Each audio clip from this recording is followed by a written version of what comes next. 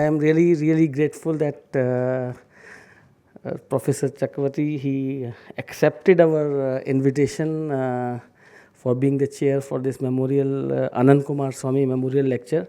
In fact, these were the efforts of Professor K.K. Chakravarty sir, that we were able to get the Ananda Koomaraswamy collection to the IGNCA in around 2008. So we must applaud Dr. K.K. Chakravarty for bringing such a invaluable collection to the IGNCA. And A.K. Koomaraswamy ji has been involved. He has been there in IGNCA for a very long time, and Dr. Kapila Vatsan ji also, she brought a lot of books and literature related to Dr. Ananda Koomaraswamy to IGNCA. So IGNCA started commemorating Ananda Koomaraswamy ji by organizing these memorial lectures, and we have in our audience the previous speakers also who have delivered wonderful lectures and which have been published by the IGNCA. And now, and I also welcome Professor Naman Ahuja. It's very difficult to get hold of you. It's not easy to catch Naman Ahuja ji. He has been so busy, but in spite of his busy schedule, we have been able to organize this lecture. So I'm really thankful to you, Professor Ahuja. And I'm also thankful to all the audience who has come today to listen to this program and gracing IGNCA and encouraging us so that we can do more programs like this in future, and definitely this lecture would also be published. The Koomaraswamy Memorial Lecture is particularly apt for the ideas that I want to put forward. This has been in gestation, I would say, for about 25 years that I've been working on some of these ideas, and I've been very lucky that my colleagues have afforded me the opportunity to be on sabbatical this year in order to finally get a lot of these ideas written down and written up. It's one thing to go on talking about them in university all these years, but to actually sit down and get the necessary evidence and sequence one's thoughts in a structured way, I hope will make this slightly more compelling than a mere class lecture. Why am I presenting this as the Koomaraswamy Memorial Lecture in particular? Well, amongst the greatest contributions Koomaraswamy has made to the history of Indian art and architecture has been a fundamental approach to an understanding of why and what led to the start of Murti Puja. What led to the start of image worship in India? That was one of his greatest contributions. A prime example of Koomaraswamy's elaborate and very convincing theories on this matter was with regard to the origin of the Buddha image. However, his broader theory had to first dispense with the argument that had been gaining ground since the mid-19th century, that India, which is a land filled with sculptures of thousands of gods and goddesses, only really learnt to make images of these gods because of the engagement with Greek civilization during the Hellenistic period. This happened largely on account of the many migrations that happened from Greece and Achaemenid Iran that went on for centuries. These arguments eventually led to a very convincing hypothesis by Alfred Fouché that demonstrated the impact Greek culture had had on the creation of imagery in Gandhar. Koomaraswamy managed to rebut it famously through two extensive pieces of writing.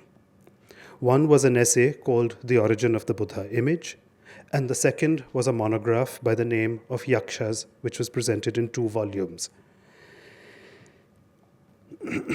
His hypothesis has become the staple of all studies on Indian art history, and the question on the origin of the Buddha image has become a cornerstone, or shall I say, a rite of passage, that forms a core question in ancient Indian art history right from the first year of a BA in our undergraduate studies in the field of Indian art.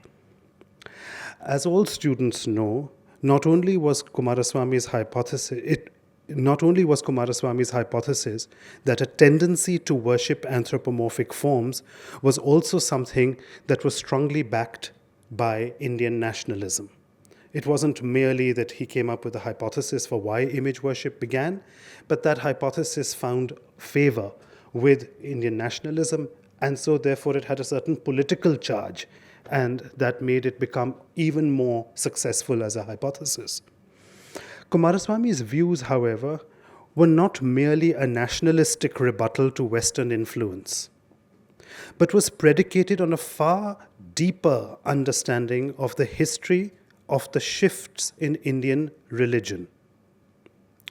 Together with R.G. Bhandarkar, Coomaraswamy believed that a discernible shift could be seen in Indian philosophy towards theism, which was in response to some of the existential questions, or shall I say existential challenges, that were raised in or raised by Buddhist thought.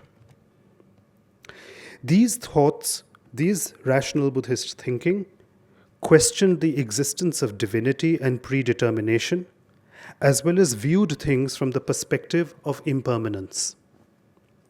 By the 1920s, Coomaraswamy and Bhandarkar had noticed an emphatic retort in Brahmanical religion that showed divinity as an omnipotent manifest Godhead. On the one hand, this led Bhandarkar into a deep meditation on the subtle difference between manifestation as in the Bhagavat, Vaishnav, Vyuha and Avataran concepts, and on the other hand, he looked at Krishna's epiphanous manifestation in chapter 11 of the Bhagavad Gita as a clear legitimizing force of a manifest deity, a miracle-working deity who was beyond all rational dialogue, as may be of the kind that may have been entertained by skeptics and other heterodoxies like Buddhism. So he was beyond all rational discussion. A requirement, the reason I'm talking about this kind of a philosophical shift in Indian religion is because a requirement of theism is germane to image worship. If an image is to be more than a meditation aid or an aid memoir for a jatak, or if it is supposed to be more than a moral lesson, by more than one means that if an image is to be treated like a living God to which worshippers go to take darshan, when a guide or guru reveal themselves as an omnipotent God, the worshipper shifts from logic to devotion. This is the specific intervention in Indian religion of chapter 11 of the Bhagavad Gita, and one that Coomaraswamy firmly believed was the first clear articulation in Indian religion of bhakti. Coomaraswamy located such a rise in theism in Indian religion, which he dated to the same period of about the 2nd century BC. Coomaraswamy's arguments were more broad-based than Bhandarkar's. He factored in the shifts in Vaishnavism and the cult of the Bhagavat Vrishni Yadavs, but he also located the shifts in Buddhism and in the popular animistic tree-worshipping religions of India. This latter feature was the focus of his monograph on yakshas, and implicit in the very language, the etymology of the word yaksh and its relationship with the word pratyaksh, that is, to manifest, made his arguments of theism absolutely clear. Coomaraswamy's arguments on the origin of the image of the Buddha has played such a defining role in Indian art history that it oftentimes remains as the final word on the subject. In summary, his principal argument is that the images of the Buddha made at Mathura are as old as the ones made in Gandhara, and further that the Mathura images seem to derive from an older tradition of images of yakshas. Consequently, the very idea of the image or the iconography of the Bodhisattva who transforms into the Buddha was fixed as one with certain recognizable lakshanas that were adopted by artists in the early Kushan period and utilized by them extensively, first in the workshops of Mathura and Gandhar, and then in the region of Amaravati in the realm of the Satavahanas. The data set for images of Buddhas and Bodhisattvas increased with the research on Swat, where the iconography of the Buddha seems to have been expressed at a relatively early date. These Lakshans included the creation of a figure who had an ushnish that could be made in Mathura as a kapardin and in Gandhar as a topknot, an urna on the brow of a face with a placid countenance, framed by elongated ears, the lobes of which flanked a neck with 3 horizontal lines. The body of the Buddha was broad-chested, strong, with huge arms that, with hands and feet that bore several auspicious lakshans, and was shown to wear a monk's attire called a sanghati, made up of a lower dhoti and a shawl over the upper torso. Now, this much all of us who study Indian art know, and all of us accept this description. This is a standard iconography of what we regard as the image of the Buddha, and one that will be recognizable to the whole world. Over the past century, however, bits of evidence have been creeping up on us which destabilize this canon. This has come to us from different quarters. The first major conceptual addition to our terminology has been the astute reminder that all images, firstly, are not of Buddhas but of Bodhisattvas. And a Bodhisattva carries with it a much greater set of representations as well as implications. Bodhisattvas can be miracle workers without compunction. There's no problem in being a Bodhisattva who can do miracles. But a Buddha doing miracles? Every self-respecting Thera does not really want the Buddha to be performing miracles, because the miracles, it's supernatural. It's beyond logic. It's irrational. Whereas you want to be able to found rationality and Buddhist rationality through the logic of being able to argue with a man, not with a god. And so Bodhisattvas allowed you to be able to bring in a whole realm of deities into the religion without any compunction. However, for a purist Thera, such showmanship of miraculous powers takes the worshipper into an illogical supramundane realm that defies the core principles of rationality that are associated with the sayings of Buddha, the mortal master. The early presence of so many bodhisattvas also began to challenge older received wisdom on the date of the inception of Mahayana, and indeed it has now become manifestly clear across Buddhological circles that the ideas associated with Mahayana were certainly entrenched by the 1st century AD, when the iconography of bodhisattvas began to rise. And this was not merely in Gandhar, but it was so from Bengal to Kaushambi to Mathura to even central India and in other parts of South Asia. Bodhisattvas apart, evidence also began to rise on the role of performances in early Buddhism. The role of drama and rituals in early Buddhism was not limited to didactic instructions on the Buddha's noble sayings, but was celebrations in the public sphere in which trees were regarded as being embodiments of divine Buddhas, stupas were regarded as being alive, and dramatis personae in theatre are regarded as being living embodiments of characters that they portrayed. They were possessed actors. You had darshan of Buddha within a play in one of Ashwaghosh's plays, or in the Lalita Vistara when it was being recited. It was not merely a performance of some moral didactic lessons. You were getting darshan through the performance. And this ritualistic role and the transformative role of performance is something that we now know so much more about, and many scholars have been writing about it. So the theism that Coomaraswamy had spoken of was thus everywhere at that time and manifest in many other aspects of living culture and deities. And so I've put down on the slide over here that you had many such ideas that were current at that time. So for instance, Bodhisattva and Manushi Buddhas were worshipped from at least the 1st century BC, if not earlier. Many practices that were associated with Mahayana of living embodiments of divinities are therefore already there, with the trees that are regarded as being living personifications of different Buddhas, of different Manushi Buddhas. The relics with which people prayed to, which were kept inside stupas, the stupa was regarded as being alive, and it was regarded as being the living presence of the Buddha himself, which is why Ashoka has to spend so much money and effort and energy into dividing up these relics, because everyone wants a living, potent element of the master, which is a living entity, a sharirik dhatu.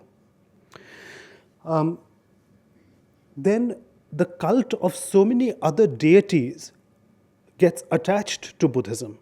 So we start seeing many Buddhist reliefs which show Surya, Lakshmi, Brahma, Indra in a Buddhist context, but as manifest deities in those Buddhist contexts.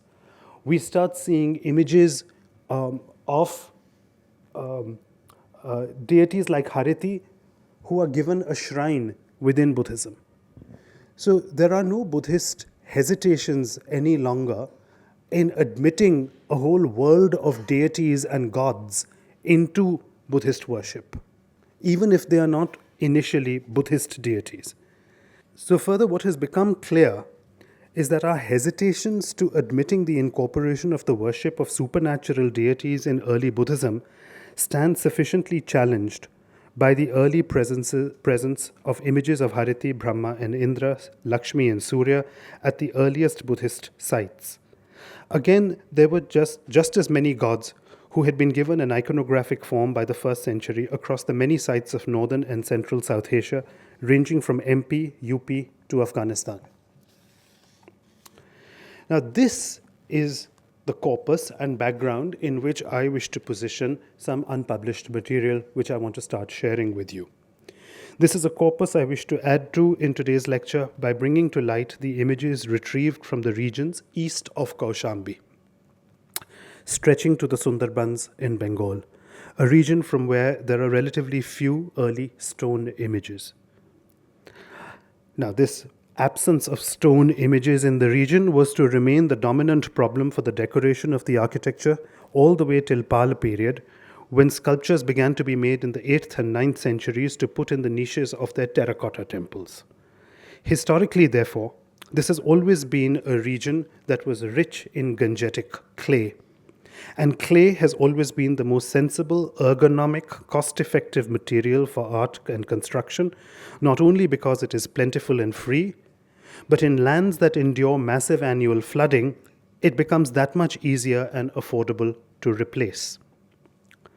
Once densely forested, it is this region that was not just the heartland of Buddhism, but also the first major area where the dwellers of the forest met with the onslaught of agriculture and urbanization, where animism encountered the religion of the settler communities, where yakshas met bodhisattvas. A lot of the art in this region was therefore made in terracotta, but also out of wood, which was plentiful, and even of ivory that was taken from the many elephants that were hunted down as their habitats were being encroached on. Chandraketugad is not one site, but a cluster of habitation zones spread over a number of villages around Berachampa in North and South 24 Parganas districts in Bengal, and extending via Diamond Harbour to the islands like Kakdweep in the delta. Lower Bengal is formed by the silt of one of the richest alluvial plains in the world, profiting from the deltas of two great rivers, the Brahmaputra and the Ganga. The land formations in the delta are in continuous flux as they are frequently subjected to low-intensity floods, occasionally to devastating tsunamis and tidal waves that come up the Bay of Bengal. The level of the land is barely a few meters above sea level, and significant portions of it get periodically submerged while others get revealed, forcing the population to shift every few years. That's a major problem for an archaeologist who has been trained in North India. Because the North Indian archaeologist wants everything to be neatly put for him in a tila. And then the ASI is told that you have to make a boundary wall and a barbed wire fence around the tila. And that becomes your protected site. But that's not the case at Chandraketugarh, because the habitation kept shifting. As the population kept shifting every 20 years, every 30 years, they were shifting, and the site is inundated. You dig anywhere in that area, and after 10 feet, you strike water. Maximum, you'll get this little crust of soil of 10 feet, after which there's massive amounts of water. So all the people that I've met at the illegal excavations, and there are huge sort of illegal excavations that go on over there every year, and which have been going on readily for the past 35 years. And they've got pumping machines, water pumping machines, and in the winter, which is the most arid season in the region, they are able to pull out large numbers of terracottas. Now, if any of you have interest in this field, I'd advise you to start doing searches on Times of India and Telegraph and Ananda Patrika records. For every time Hutch Telecom and Vodafone and anyone has tried to put up a transponder from Salt Lake through Vedic Village area through to Berachampa at Dum Dum Airport and that entire region, every time a transponder was put down, 150 plaques, and in fact there is even one report of 950 plaques being found by Vodafone. Where did they go? They're in all the newspapers. But there's no, it was found, it's reported, but where are they? So local journalists were reporting these things. And of course, we know that, as I've published in this particular article called Rumor Has It, the Case of Chandraketugarh, there was a massive disbelief in the genuineness of these sculptures. And so they were given a blanket certification of being non-antiquity certificates by the ASI in the Kolkata Circle. And art dealers were able to legitimately fill up DHL and FedEx courier boxes, which have been a matter of record to export them legitimately from India for the past 35 years because we couldn't recognize them as being real. So that said, luckily, the disbelief is now beginning to slow down because the discoveries are beginning to slow down. And we still have massive archaeology that can be done at the site. And luckily, as I was saying, objects of this style are not exclusive to Chandraketugarh. They come from at least 20 other Buddhist sites.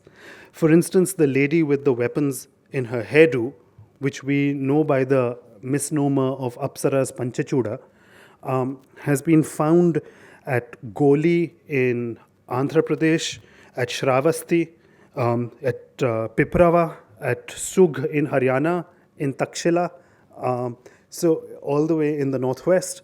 So we know that there are certain figures with an iconography that was popular which was there in the popular culture that spread all the way from Afghanistan to Bengal and even extended to Satvahana sites going down into Goli, all the way down to Goli. It's just that we've never done a comparative analysis with this material. Chandraketugarh, as I've written previously, was a largely Buddhist site, actually, that even imported images of the Buddha from Mathura. On the one hand, it made images, which you can see over here. That's a Mathura Buddha made out of sandstone, which was excavated as early as in one of the only proper ASI legitimate excavations of Chandraketugarh, and it has been lying on display in the Ashutosh Museum in Calcutta University since 1960. It was found in the 1957-58 season of excavations at Chandraketugarh. It's absolutely genuine Mathura sandstone sculpture, classic Mathura sandstone Buddha, excavated at Chandraketugarh, lying in the Ashutosh Museum that nobody seems to have published for some reason.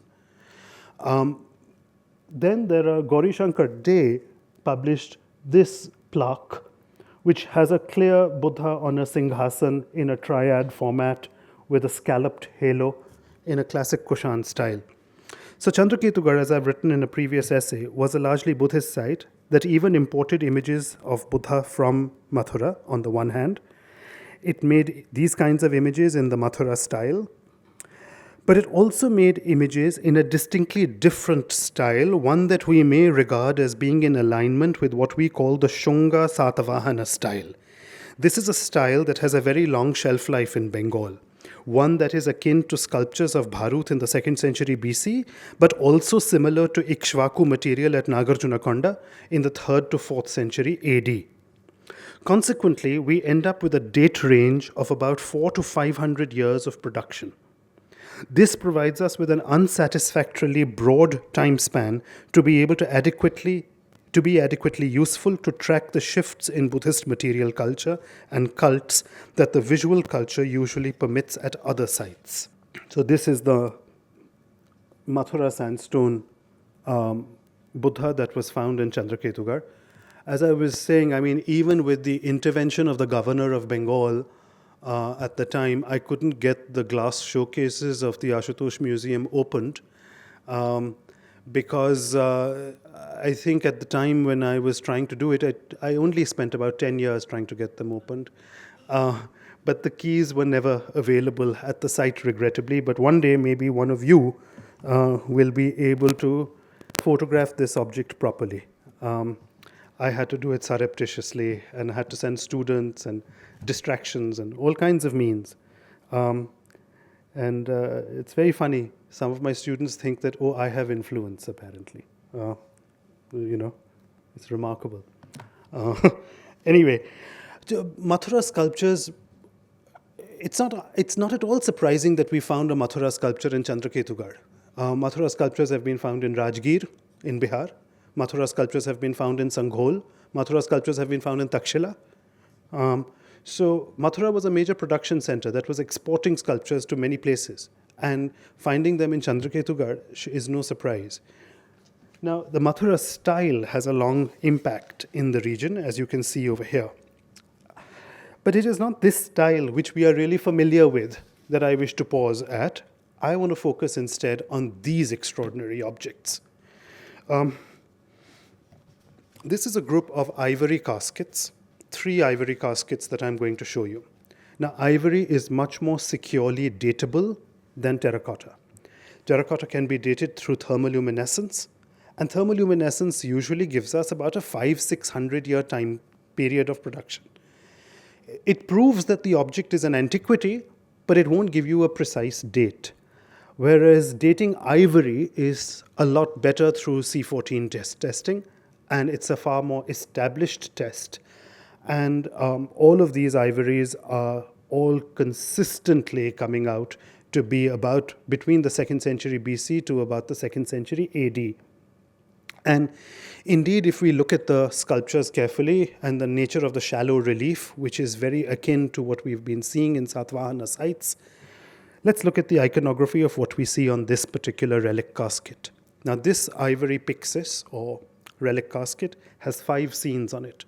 4 scenes on the body of the casket, 1 scene on the lid of the casket. They show, as I've listed over there, the conception, the divine conception of Siddhartha, the great departure, Siddhartha meditating in dhyan, turning into Buddha, a standing Buddha with his hand in Abhay or Vajramushti, and the Mahaparinirvana. Your 5 great scenes, the standard 5 great scenes.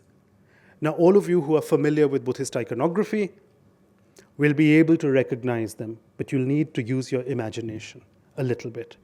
You'll be able to see that it is the story of the Buddha, but it happens to be done in a completely different style. And the Buddha is more like a Satvahana or an Ikshvaku prince rather than looking like a North Indian Muni.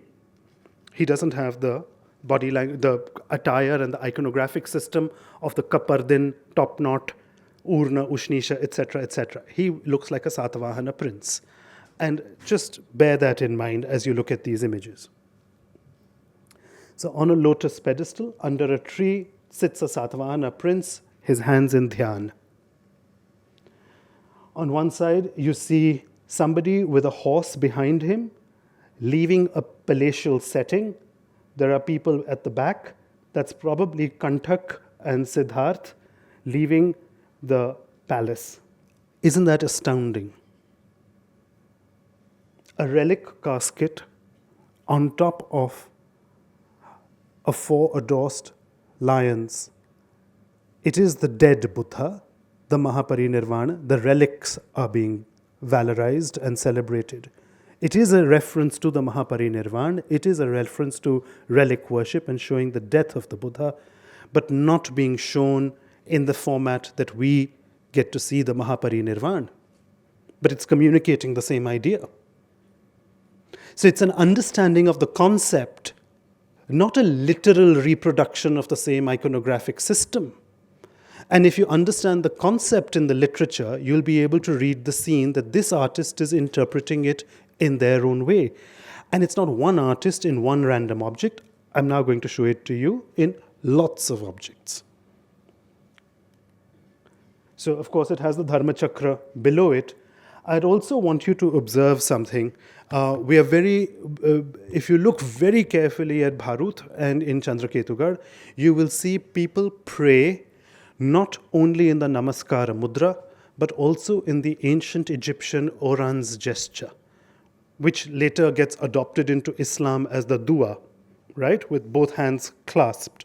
So in ancient Bengal and in Eastern India at least, it seems that the gesture of both hands together, as well as the gesture of Namaskar, were both being used. Now this is a very ancient Egyptian form of, which is there from 2500 BC onward in ancient societies, and it was even at this period all across from Ptolemaic Egypt, and we know Ptolemaic Egypt is completely in contact with the port of Gange and Tamralipti, and they're trading with Bengal and with the entire eastern coast of India. So this is not a form of worship that should astound us in India, at a coastal town especially, in any way. And of course the figure is with a halo. He is nimbate as he has his hand in. There's been a lot of writing in art history about the two different ways in which the Abhay Mudra can be shown. At Mathura, we tend to see it both at the sideways slant as well as the frontal pataka. But it's possible that there might have been a variation on the Abhay with the hand in a slightly rounded format. Now, in later iconographic texts, this gesture will be called a Vajramushti. It will not be called an Abhay. So I don't know whether to use a Vajrayan text to be able to read this iconography, or is this an ancient version of a variation of an Abhay Mudra? Now, these kinds of scenes, these four scenes, no doubt refer specifically to the Great Departure, the Nirvan, the exposition of the Dharma, and finally to the Mahaparinirvan via the worship of relics. However, in the iconography and style, they are not what we have come to expect of the iconography of the Buddha's biography at other sites like Gandhara or in the Deccan or in Mathura. This regional variation in the narrative is emphasized in a fifth scene preserved on the casket's lid, where a woman is seen reclining against a man holding on to his leg, while another figure seems to be massaging her feet. They lie on a bed, and a peacock or a peahen, but I think it's more of a peacock than a peahen, appears to crouch in front of it. She is under a canopied structure, which is supported by two pillars, so she's clearly royalty. If you look right on top, you'll see the umbrella, the chhatri right on top. She's under a canopied structure which is supported by two pillars, the bulbous capitals of which are visible on either side. A figure brings her a tray of sweetmeats.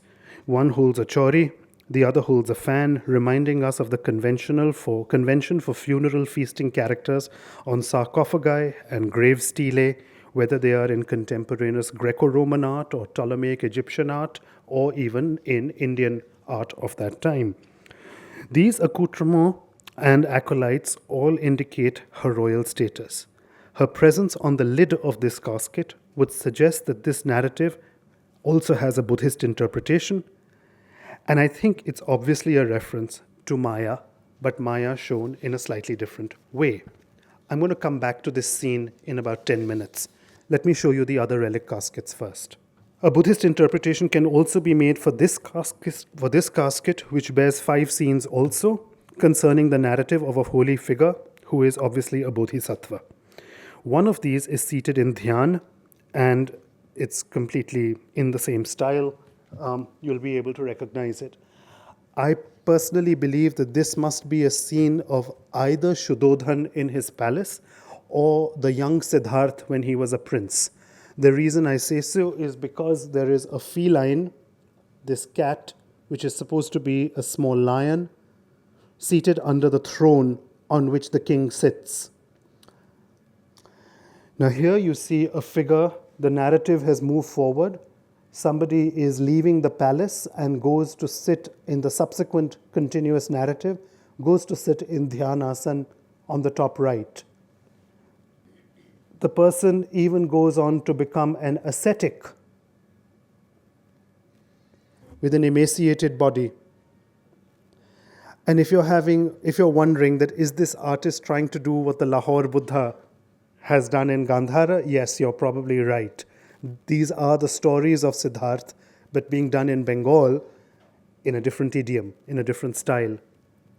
So he leaves the palace against what the women and everyone tells him. He is disgruntled.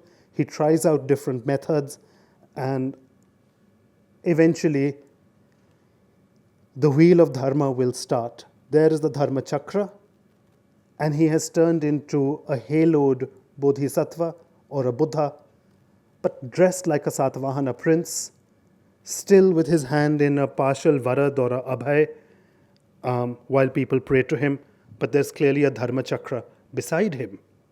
So there are certain elements of the iconography which we understand. The essential element of the iconography of the Dharma Chakra, it's present. The lions are present. The key features are there, but they're interpreted on a very different figure, which is understanding the figure rather differently compared to the norm that has been established in North India. There seems to be a different norm that is at work over here. The last of these large ivory caskets is this huge one, double-storied one. Huge meaning, it's this big. With elaborate scenes of royal figures, richly attired and waited upon by several other figures in canopied pavilions and palatial buildings. The iconography may not immediately betray any particular religious affiliation, but a closer look at one of the scenes in the tall casket reveals a nimbate figure with one hand in Abhay Mudra, the other falling by his side, and a series of worshippers around him, only one of whom can be seen in the usual Namaskar Mudra. Two of the other figures with their hands cusped before him again show the Oran's gesture. This piece has been radiocarbon dated, and we got a very secure set of dates for it, which indicate that it was made between 60 BC and 130 AD. Very precise date range. 60 BC to 130 AD. So that's a really clean 200-year time period within which this object must have been made. And you wouldn't be wrong in imagining you're looking at the walls of Sanchi, when you're looking at this. So as I said, I was going to come back to this lid, which shows the woman reclining. And this is what I believe is the pregnant Maya getting her feet massaged as she leans back on Shuddhodhan in the palace, having her remarkable gestation after the conception. The celebration of the biography of the Buddha became something hagiographic, and this took on mythic proportions, intrinsic to Buddhist proselytization. The scenes we considered above, the birth, the great departure, enlightenment, the first sermon, and the Mahaparinirvan, these 5 were the most essential. They were the 5 core communicators of his exemplary life. However, other episodes from the life of the young Bodhisattva Siddhartha and then the post-enlightenment Tathagat Shakyamuni Buddha also became endemic, both in theatre as well as in art. So several episodes became iconic between these main 5 episodes. For instance, for those of you who've studied Amravati, or if you've studied Gandhara especially, even between his birth to the moment of his great departure, to the Mahabhinishkraman, just between those 2 episodes, actually there are the 7 steps being taken by the newborn infant Siddhartha, which is very common in certain parts of India. His first bath, which they love showing in Gandhara, the little baby being bathed. Being sent to school, That's another very popular one in Swat, in Peshawar, and all of those places, being sent to school. Receiving lessons in writing, archery, and wrestling. They always show the baby Siddharth, the young Siddharth, learning these three things. Then they want to show his marriage to Yashodhara, then his luxurious princely life, his visits out of the palace in which he encounters the inevitability of bodily decrepitude, aging, death, and so on. Now, all those episodes become the standard fodder for Ashwaghosh in his plays, for the Lalita Vistar to elaborate on, and it becomes the standard fodder for the artists of Gandhar to really have a lot of fun with and show again and again on all their stupas. Now, seen here are two scenes of the conception and gestation. Note the consistency across the mediums. We've already seen the ivory piece on the left, and now let's compare it with the terracotta plaque at the right. In both, you can see Maya leaning back against a king while her feet are being massaged. Let us, however, examine the motif of the peacock, which is present in front of her bed on the ivory casket. And I want you to look at Sanchi more carefully, which is something that we often ignore. In the scene which shows Maya having the dream, where she sees Gajatama, which we all know, the white elephant that she sees in her dream, which is supposed to be the miraculous conception, but also at that scene is a peacock. And that peacock is not merely ornamental, is my contention. He's not just there for decoration, sitting on the balcony. He's a part of a certain method that would be there. And there are hundreds of little terracotta plaques that have come from Bengal that show the woman with the peacock and a feline, and sometimes praying at a freestanding pillar. These are all Matrika cult images. Now, we've all learnt from Kumaraswamy that the Shalabhanjika Yakshi became the model that was incorporated for the image of Maya. If Yakshi worship of the Shalabhanjika can be absorbed to make Maya, which no one here doubts, what about the other Yakshis? What about Hariti's model being used for Maya? What about Shashti's model being used for Maya? What about any of the other goddesses, Lakshmi's model, being used for Maya? Why was only the Shalabhanjika Yakshi being used for Maya? Because that's the only one he wrote up. But that doesn't preclude the other goddesses being used also as a model to be incorporated for the worship of Maya. And the minute we open our mind to see that this was a period when the Buddhists were borrowing established iconographies to adapt and to utilize in Buddhist imagery, suddenly all these other images will also start adding up, because we'll start seeing these many matrikas that we see otherwise in later Brahmanical iconography, all being utilized for the making of the image of Maya in this early period. Shalabhanjika is not the only one. It's one of many ways in which the mother can be shown. So a careful reading of the texts, like for instance the Lalita Vistar, is quite interesting.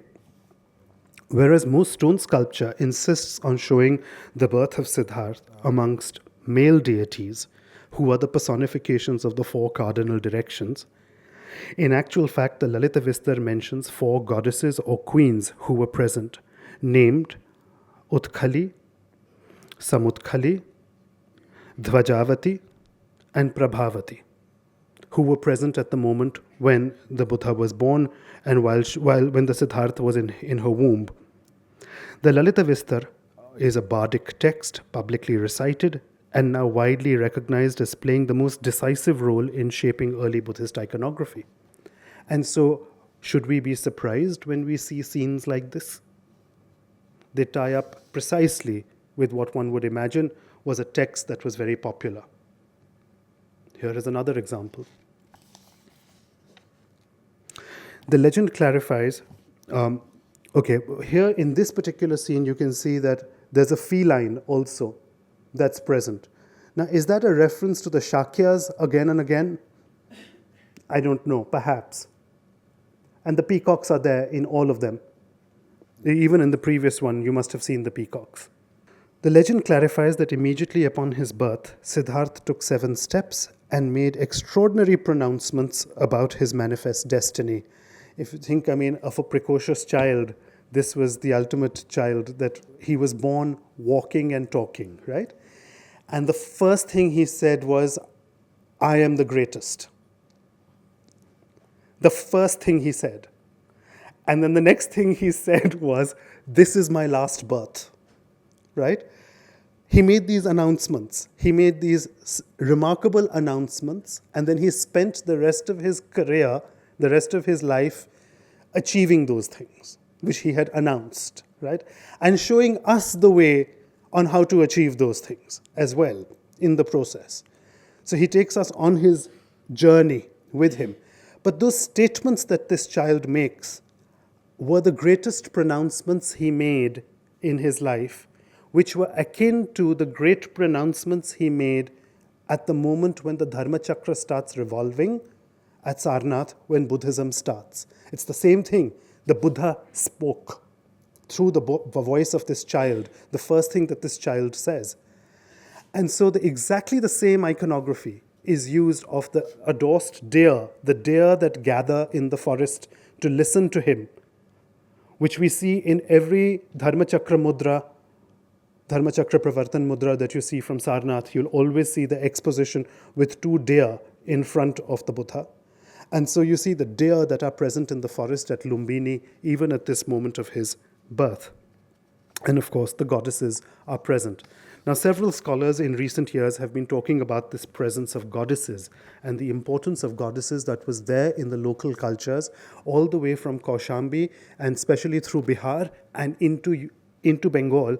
But this was replaced by a certain patriarchy in North India, which actually made more male deities present, cardinal deities present, east, west, north, and south, the directional deities more present in the North Indian conceptions, that spreads into Amaravati and becomes the standard norm. But it was not always the case everywhere. When I first encountered this plaque 25 years ago, I wrote up a catalogue entry for this object, imagining that I had seen an early depiction of Agni, a Vyantar Devta, right? A Dikpal. Because Agni is always shown on the mesh. And I didn't know Buddhist deities were being made in this period. I saw elephant-headed figures and I immediately imagined that I was looking at Ganesh.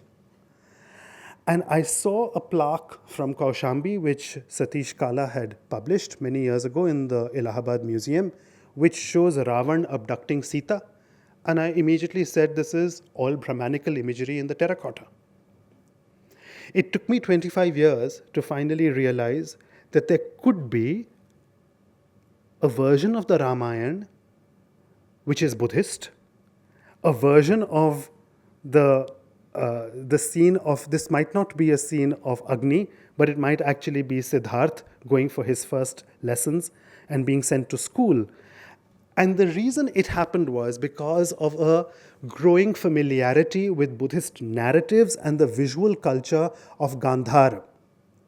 And as I began to study Gandhar more and more deeply and read the Lalita Vistar and read some of the stories in the Ashokavadan as well as in the Mahavastu, it became clearer that there were versions of these stories which were there in regional prakrits. And now we know so much more about the importance of these regional prakrits in engendering imagery in each part of the subcontinent. And of course, if anyone has studied Gandhara art, whenever Siddhartha is shown going to school, he is taken on mesh, on rams, right? So that's the famous relief in the V&A where baby Buddha is being taken in a cart pulled by 2 rams. And in Swat, he and his half-brother, are going to school riding rams, clearly rams, not on a cart, but it's the same iconography, slight variations. And then this is there in another example where he sits in the Peshawar Museum on a ram, which has been harnessed And there are many others, which I could have a whole list over there, which show this iconography. So clearly, the Chandraketugad artist was also using the same iconographic system that he was familiar with, that the stories were popular. What about other episodes from Siddharth's life? Like, for instance, being sent to school, learning to write on a slate, using his takhti. And here is an excellent example, fragmentary, but he is learning to write on his takhti while he is at school. We have so many examples from Gandhar, and that's suddenly I realized that the objects that had been found from the stupa precinct at Sugh in Haryana, all these boys that have been found, the Gurukul in Jhajjar has about 7 of them.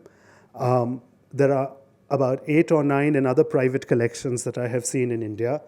And this one in black and white is the famous one in the National Museum. That was the first one to be excavated from the region of the stupa at Sugh. And Chabda wrote about it saying, and Shivarama Murthy speculated that it might be the baby Krishna in the hermitage of Sandipani writing the alphabet. But I began to think that actually all the stories of baby Krishna only become popular after the Harivansh Puran comes into existence. And the Harivansh Puran's stories are not as early as these baby Buddha stories. In fact, the only other baby boy who is as popular as baby Buddha at this time is baby Kartikeya, baby Skanda. He's the only one whose images we find with all the matrikas in the early period. And Skanda Kartikeya has no story about his literacy. In fact, all over North India and in Eastern India, what they celebrate is baby Buddha being sent to school. So if the Annaprashan ceremony and the writing ceremonies of the baby boy are so important in Buddhism at this time, and since this was excavated from the compound of a Buddhist stupa, surely it must have a Buddhist interpretation. And why have we gone down the wrong path of trying to imagine that these terracottas might have been Puranic? So this was a big revelation, and I'm going to speed up a little because I want to show you more images, and I don't want you to lose out on. A similar thing happened with this image, and I'm not going to go into the whole Buddha biography because we could be doing an entire course on this material. But I just wanted to, there are other scenes which show the marriage of Siddharth, and then the different ways of meditation and the fasting Siddharth and so on till he achieves Nirvan at Bodh Gaya, then the demons of Mara, which are also shown in Chandraketugad, and so on in their own way. But I want to move on to more conceptual things, moving beyond the question of the biography and hagiography of Buddha. What about other Manushi Buddhas and Bodhisattvas? What about Dipankar? What about Maitreya? What about all these other ways that come with early Buddhist image cult of worshipping a deity? Well, one of the plaques that shows a large group of female worshippers before a male figure with his right hand once again in some variant or precursor of Abhaya or Vajramushti, I think might be a version of either the Bodhisattva Maitreya or perhaps a depiction of Buddha at the miracle of Shravasti. I am less confident about calling it Maitreya than I am about calling it the miracle of Shravasti. The reason to call it Maitreya would be because of the Kamandal in his hand, which is a diagnostic feature for Maitreya. But if you look at this figure, when I first looked at it, I thought he was standing on 2 tree trunks. And again later, it was years later, while studying the material at Amaravati and studying the material at Gandhara, that I realized that this terracotta plaque from Chandraketugad was trying to tell me something else. It was telling me the story of the miracle of Shravasti, because the miracle of Shravasti happens in Amaravati by the 3rd century, and it happens in Gandhara too. Now, those are not tree trunks under Buddha's feet. That's water gushing out of his feet, and there are flames that are coming out of his shoulders. He was levitating. He showed a miracle at Shravasti, right? This is a very famous Gandhara relief. We have two examples of it, one in Berlin and the other in Paris, which show exactly the same iconography. It's exactly the same scene, but I had not had the wit when I first encountered the terracotta plaque to realize that what I was looking at was not some random figure standing on two tree trunks, but it was actually related to this iconography.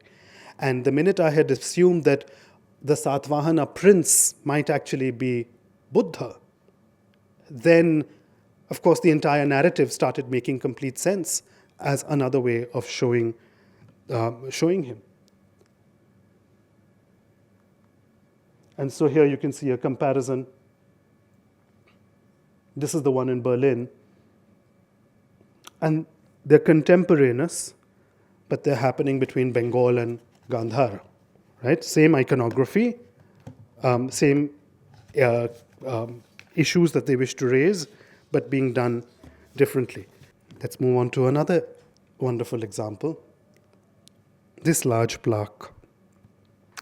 Animals and people gather to receive a lesson of the Buddha, either at Bodh Gaya, at the scene at Bodh Gaya or Sarnath, or once again, could it be Maitreya? Now, when I first published it in an article, which I'll give you the citation, a lot of these ideas I've put forward once in an article of about 7-8 years ago.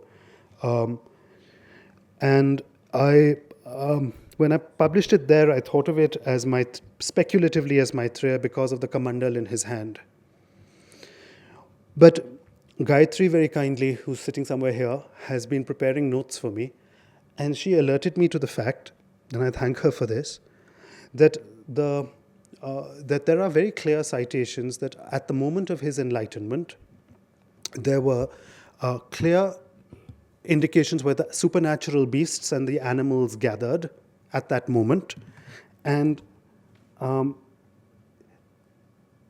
women came as per the Lalita Vistar to worship him at that moment.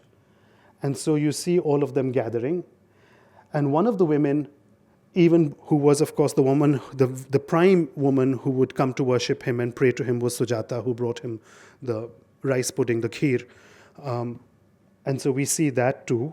And we see all the animals and people gathering. Now, and this, of course, happens under the Negro, the tree, the famous tree under which he prays, which has arboreal, which has hanging roots, as per the myth. And so all the elements that would be there in the text are actually present in this scene. And so this very likely is a depiction of the moment of enlightenment, or soon after enlightenment, that we see again in these plaques. One could read this into, I'm sorry, I don't have a good slide of this one yet. I'm trying to get it.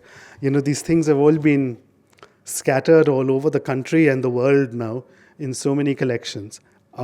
These are extraordinarily large vessels, and there's a whole group of 12 of them that I found which had allegedly come from an island in the Sundarbans. And I saw them with a very, very modest village dealer some years back. And I only had a mobile phone with me, not of a very high quality. I wasn't allowed to take a camera to his storeroom. And I could only take a few pictures with my phone. And as a result, I don't have a very good quality picture to show you of this. But it is the same figure with the kamandal being prayed to. And where one day I'm sure this object will come back to me and I'll be able to get you a better picture. So we should summarize. Where's all this leading? I think I've made my point that there's enough evidence for another way of thinking about the Buddha image that exists. All right, so there's a new kind of Buddha image. But so what? What's the big deal? How does it alter things? What other things does it say? In today's lecture, I've only selected a few objects to reflect on how a strong case may be made for a Buddhist interpretation of the small finds from the early historic period.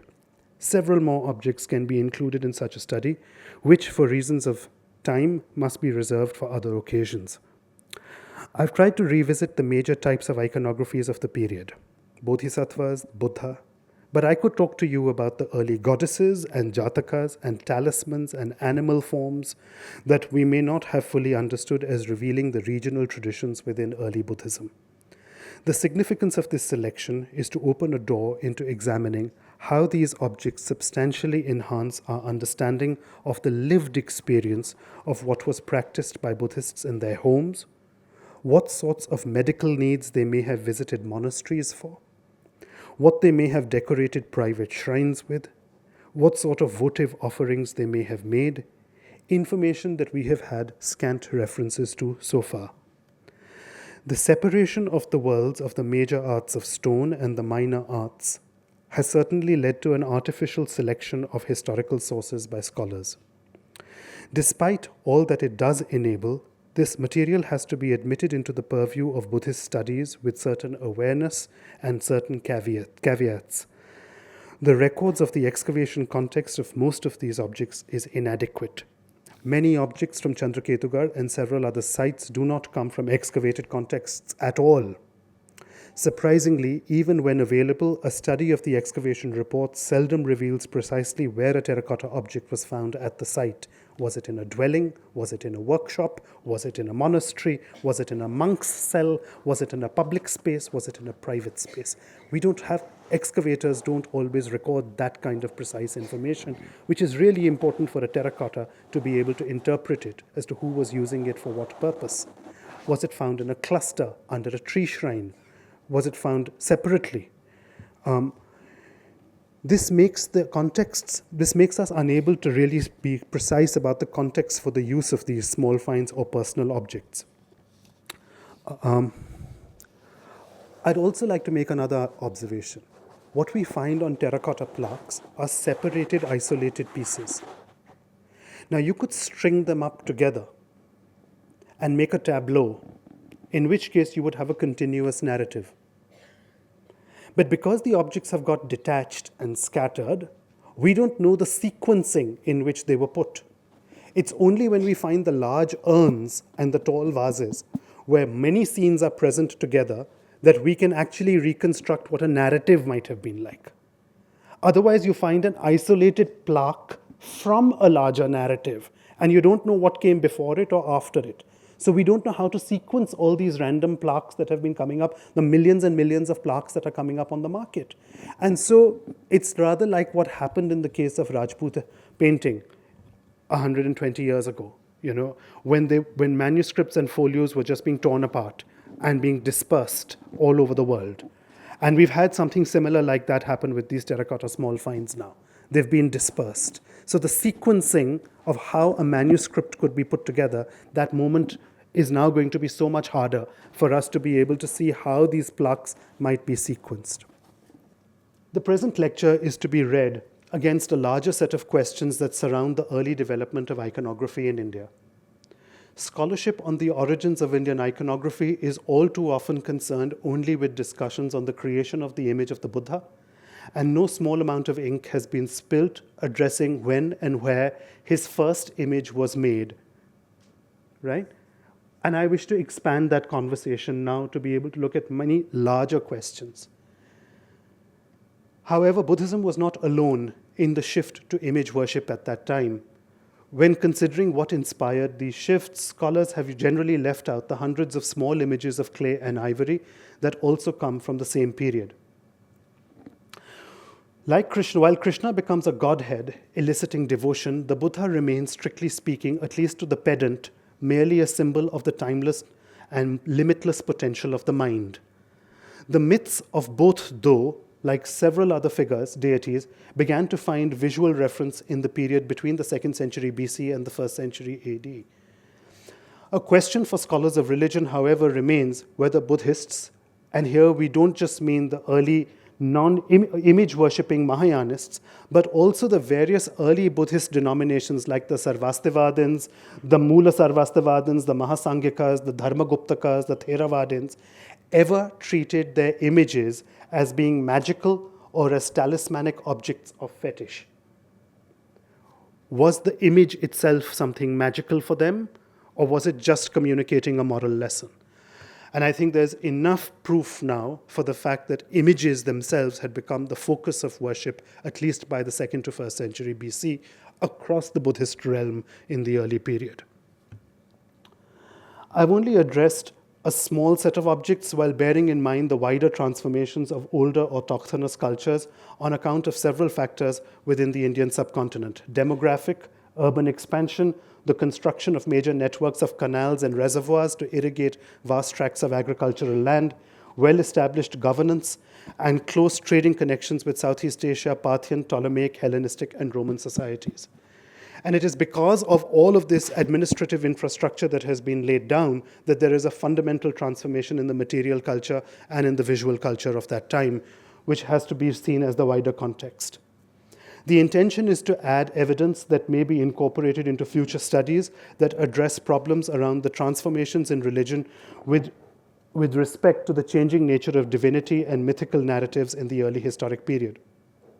So what we are looking at stylistically in Bengal, I'll summarize in the end, this is my last, I think, slide, is that what we're looking at are a stylistic transition that seems to span about 500 years of production, which goes from the so-called Shunga Satvahana style all the way through into the Ikshvaku.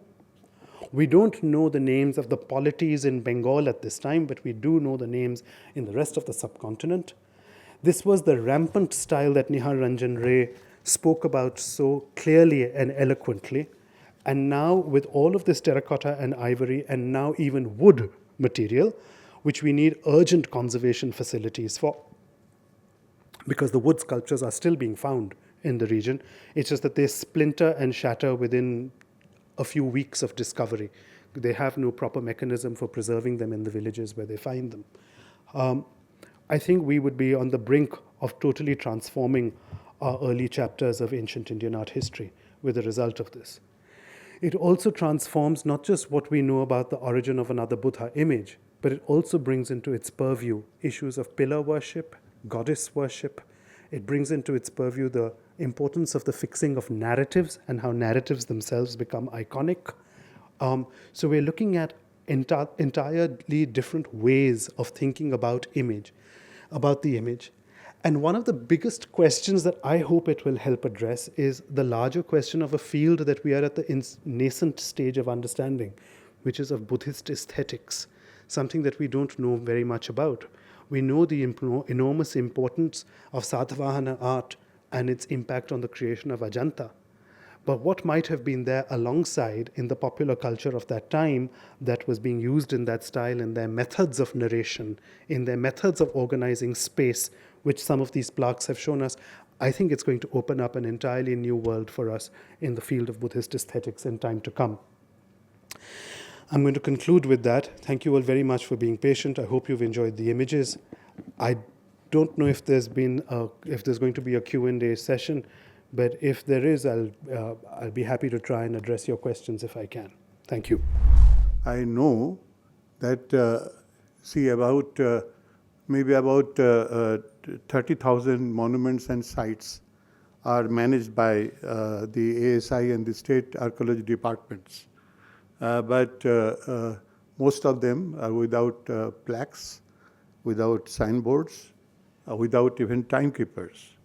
And they remain unstudied. And there are site museums and you see state museums and field museums which have hundreds and thousands of artifacts and inscriptions which remain unstudied. And there are huge numismatic collections of regional dynasties which remain unread because this is not a profession which is a very coveted one of numismatists and epigraphists and archaeologists. It is a kind of a what shall I say, an esoteric and neglected profession, not very highly prized. This intervention is very timely because it has related the context with the text in a synoptic view.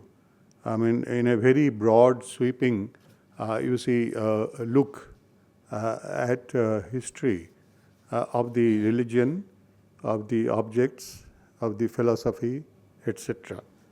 But as I look at this presentation, I feel that certain problems need to be addressed, which is, I mean, for instance, talking about style, if one looks at Backhofer and discussion of Buddhist art, and also at Coomaraswamy, one can see that Coomaraswamy, and there is a lot of discussion by Coomaraswamy himself about this, that he is charting quite a different path in looking at style, because these Western art historians, especially after Wulfflin, they were using Wulfflinian categories of 5 polarities, linear, plastic, etc. And they were also using Dilthey's theory of consciousness. For instance, I mean, when Backhofer was looking at the development of Buddhist art in India, he characterized, with Dilthey virtually, I mean, his description suggests that understanding. He characterizes early Buddhist art of Bharut as unconsciously unclear. I mean, and the middle Buddhist art of Sanchi as consciously clear, and the later Buddhist art of Amravati as consciously unclear. It's a summary of the development in terms of the theory of consciousness, but it is still a very observant, approach using Western art theories. What Coomaraswamy did was to strike a completely different approach, because he looked at, not in terms of East-West dialectical debate, but in terms of North-South, dialectic. He was looking at he was basically saying that it is the northern, line which was yielding place to the southern volume. The optic was yielding place to the haptic, the linear to the volumetric, I mean, over time. And so, like Stella Cramrish, he saw it as a kind of a interplay between the Aryan and the Dravidian, between North and South, not between East and West, like the Western art historians were doing.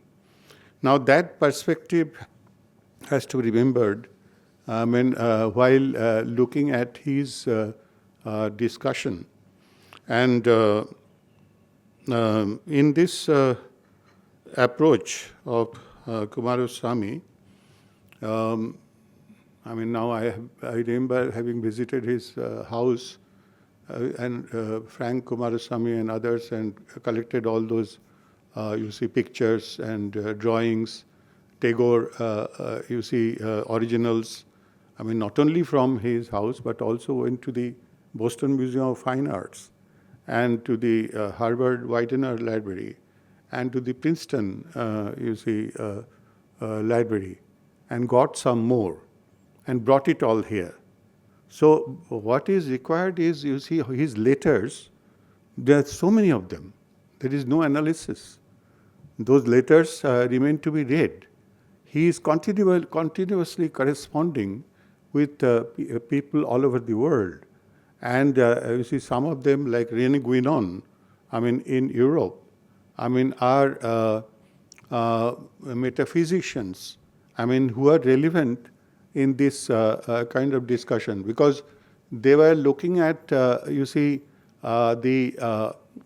Western cathedrals as expressions of Eastern consciousness in the Western context. As temples, in the Western context. So when we look at Coomaraswamy's discussion of iconography and Naman's discussion of, these regional ramifications, I have to say that there are these hundreds of, images which are lying in the not only in the museums but also in the sculpture sheds of the ASI, which remain to be looked at. Apart from Ashutosh Museum, there are hundreds of these places which remain to be read and which remain to be understood. And Chandraketu Gar is not the only one. There is Tamluk. In fact, there is a mention of Xuanzang and Fahian and Itsing, and then several other pilgrims who came even during the Islamic rule in Bengal, and they have left account of thriving Sangharamas, hundreds of them, and very many monasteries, and a lot of studies which were going on in those days. And those accounts have not been read. In fact, most of these travelogues and these accounts about this area remain unread. Chandraketu Gar is not the only one. We have undertaken Landsat imagery study, and there are, with ground penetration radar, and we have found that there are hundreds of sites which are lying just a few feet below the ground, which remain to be excavated, which remain to be understood. So it's a vast uncharted domain to which Naman has pointed, and that remains to be this unknown continent. We have only touched the shore of it. As regards carbon dating, I have a dissident observation. I have a feeling that carbon dating is relevant only for, prehistoric remains, which are, or even historic remains, which are excavated in a stratigraphic, sequence. And they have to be recovered without contamination. So these carbon dating, these images can be dated stylistically, and carbon dating is a kind of a holy cow, which is used everywhere as if that is the absolute truth. But carbon dating is highly suspect, especially even with regard to prehistoric art, because that is an open carbon system which is exposed to sunlight and radiation, etc. But in case of even historic objects, unless it is recovered properly without radiation affecting it, the carbon dating is hardly a substitute for stylistic dating, for historic objects.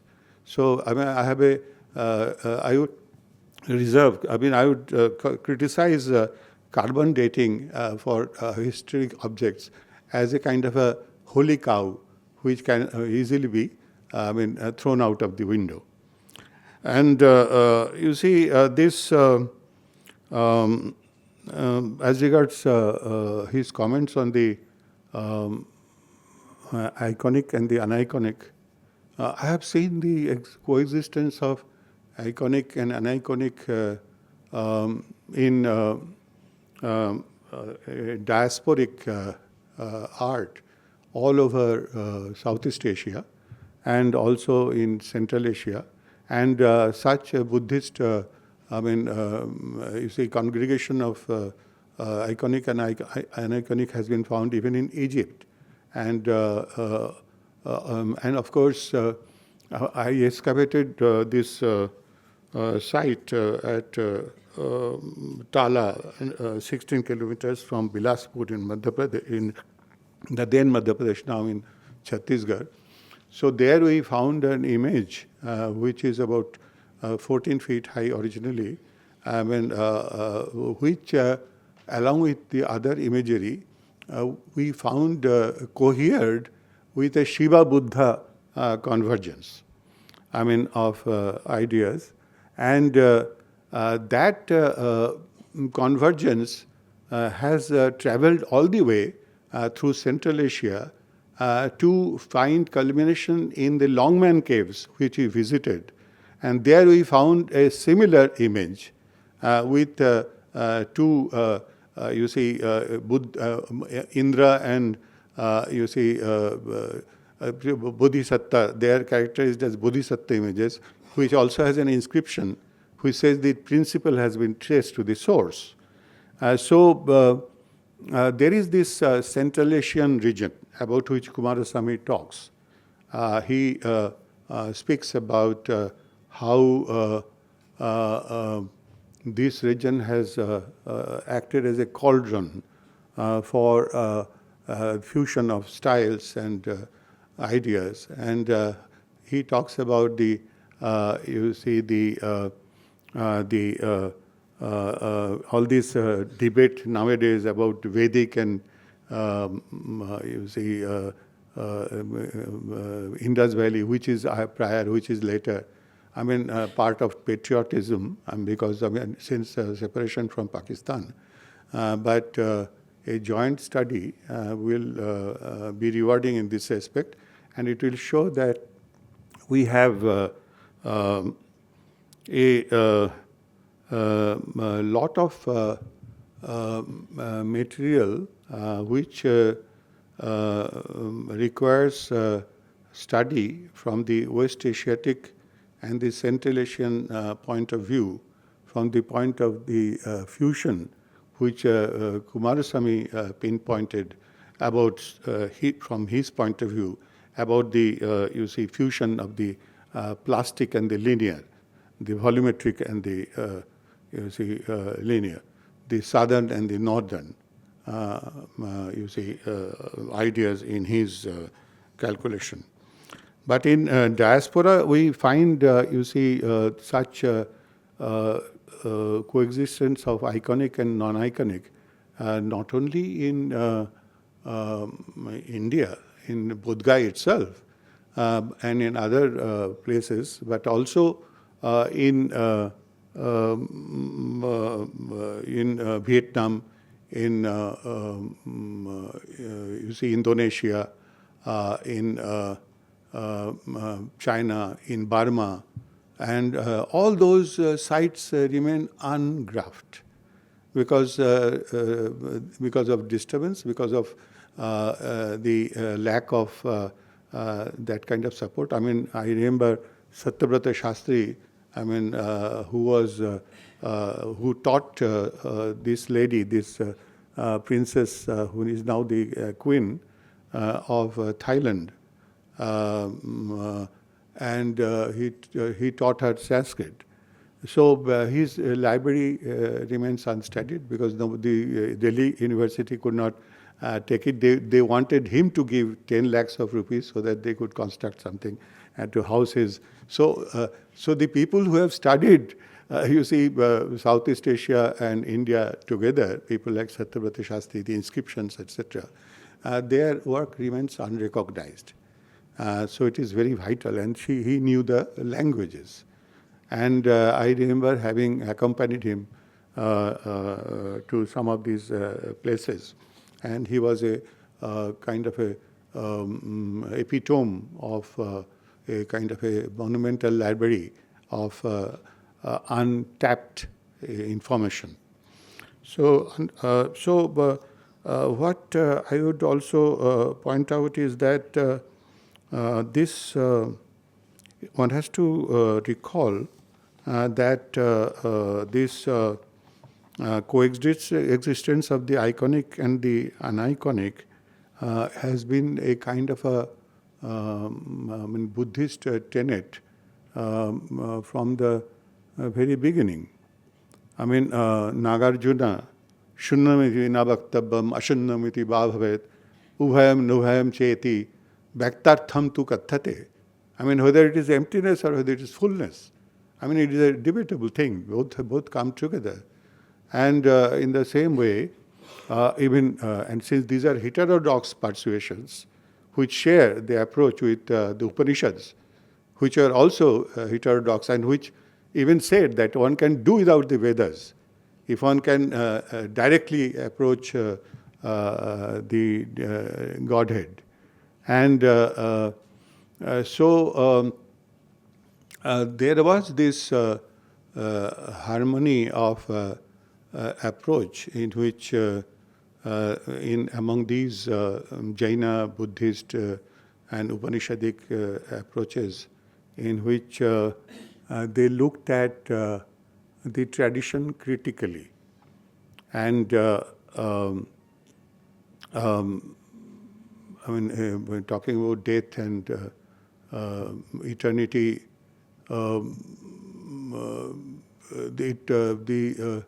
the Upanishads, for instance, has a shloka,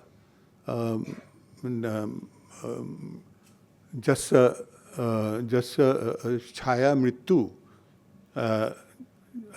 amritam cha kasmai havisha devam archayit. So, they were debating whether this death and deathlessness could not be, seen as, exchangeable metaphors.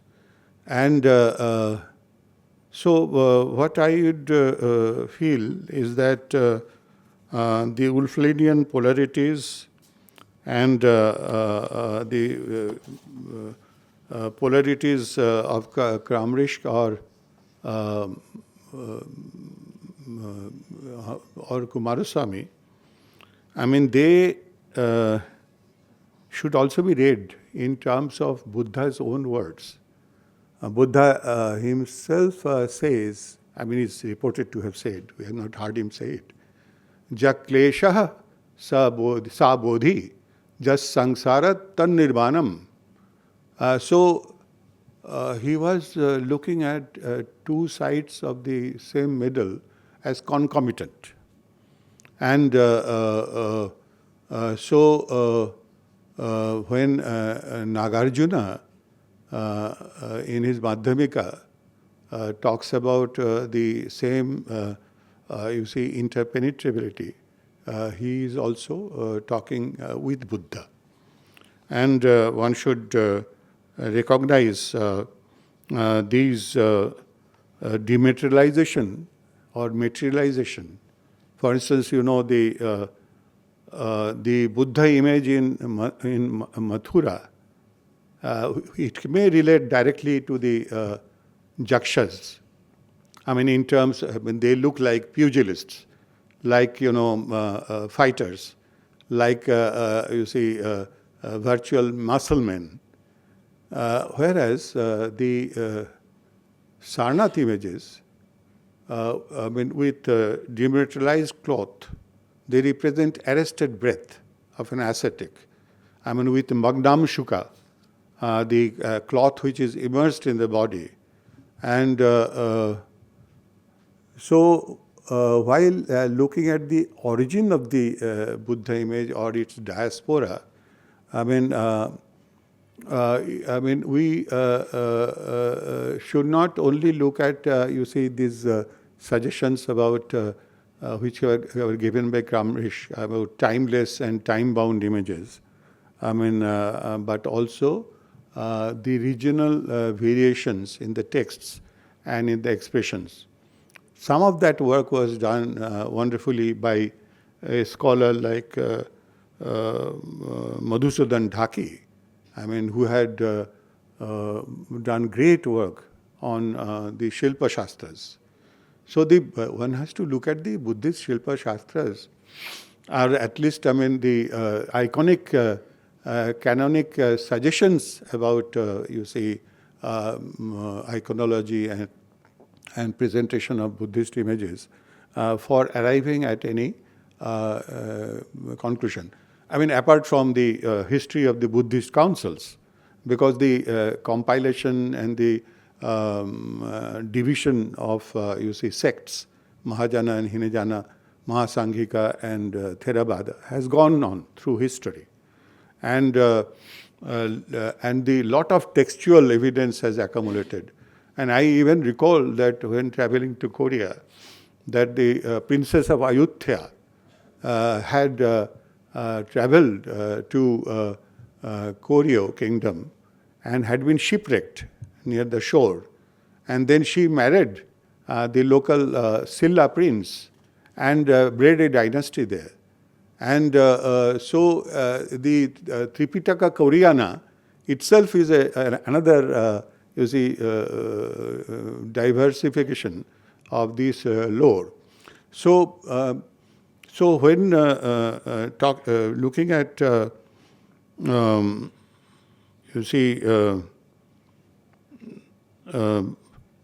Naman's presentation with great, thoroughness and monumental labor about these micronuclear evidence, on the sites, one feels that this has to be replicated all over the country.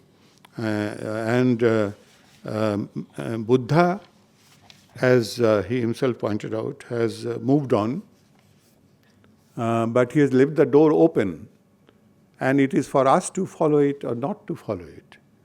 So, Buddha in Nirvana is not annihilation, it is desperation. And it is that theory of Buddhism which Coomaraswamy was discussing in many subtle ways. For instance, talking about the mother goddess image, the Shalavanjika, and he himself says that, talking about this ancient imagery, how like Varena, Varuna, how the water cosmology, it talks about water cosmology being a pervasive philosophy all over Central Asia and India, in which a touch of a lovely woman's foot quickens a tree to flower and to fertility. In the same way, this Shalabhanjika image gets associated with Buddha's nativity. So much has been borrowed from folklore. And so therefore the terracotta, ceramic, the other images in which we find, you see a Buddha's footprint, as the walk, meditative walk he took after, attaining enlightenment. The solar, chariot in Bodh Gaya, a symbol of the solar hero. A Vedic hero, in fact. Coomaraswamy talks about him as a solar and Vedic hero. And, or about, just a horse going, a Mahavinishkramana. And just a kind of a throne, an adamantine resolution of Buddha, ihasane shussa tume shariram, etc. So these iconic and non-iconic symbols have always converged in history and in iconography, and we need to look at them as a part of Buddha's own psychobiography, in which he did not see himself as a person. He saw himself as a kind of that's what you think, as somebody who is there as part of the tradition, and he was only bringing it to a kind of a summation, a kind of a synoptic summary. So with these words, I feel that I have said enough, and this is a continent, the shores of which remain to be explored, and Naman has done it competently for part of this very large territory in a comparative context of text and context. And relating texts to context is a very difficult job, especially for an academic, who is locked up with his students as well as with his libraries. And the fact that he has been able to achieve so much with limited means is a miracle. Thank you very much.